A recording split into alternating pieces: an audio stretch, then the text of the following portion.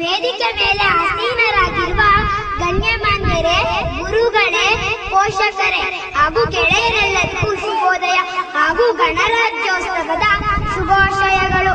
ಈ ದಿನವನ್ನು ಪ್ರತಿ ವರ್ಷ ಜನವರಿ 26ರಂದು ಆಚರಿಸುತ್ತೇವೆ. ಗಣರಾಜ್ಯೋತ್ಸವವು ನಮ್ಮ ರಾಷ್ಟ್ರೀಯ ಹಬ್ಬವಾಗಿದೆ.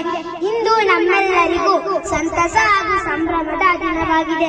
ಏಕೆಂದರೆ ನಮ್ಮ ಸಂವಿಧಾನವು ಜಾರಿಗೆ ಬಂದ ದಿನವೆಂದು.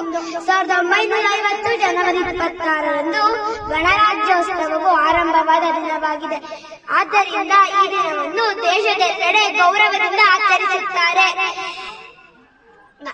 ಈ ದಿನವನ್ನು ಭಾರತಾದ್ಯಂತ ತ್ರಿವರ್ಣ ಧ್ವಜವನ್ನು ಹಾರಿಸಿ ಸಂಭ್ರಮಿಸಲಾಗುತ್ತದೆ.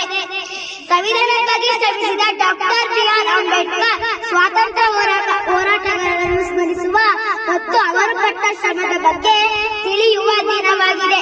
ನಮ್ಮ ಸಂವಿಧಾನವು ವಿಶ್ವದ ದೊಡ್ಡ ಲಿಖಿತ ಸಂವಿಧಾನವಾಗಿದೆ. ಇದನ್ನು ರಚಿಸಲು 7 ವರ್ಷ 11 ತಿಂಗಳು ಮತ್ತು 18 ದಿನಗಳು ಬೇಕಾಯಿತು. ಗಣರಾಜ್ಯೋತ್ಸವವು ಭಾರತದ ಪ್ರತಿಯೊಬ್ಬರಲ್ಲಿ ಏಕತೆಯ ಭಾವನೆಯನ್ನು ಬೆಳೆಸುತ್ತದೆ ಮತ್ತು ರಾಷ್ಟ್ರೀಯತೆಯ ಭಾವನೆಯನ್ನು ಬೆಳೆಸುತ್ತದೆ ಎಂದು ತಿಳಿಸುತ್ತಾ ನನ್ನ ಭಾಷಣವನ್ನು ಮುಗಿಸುತ್ತೇನೆ. ಭಾರತ ಮಾತೆಗೆ ಜಯ.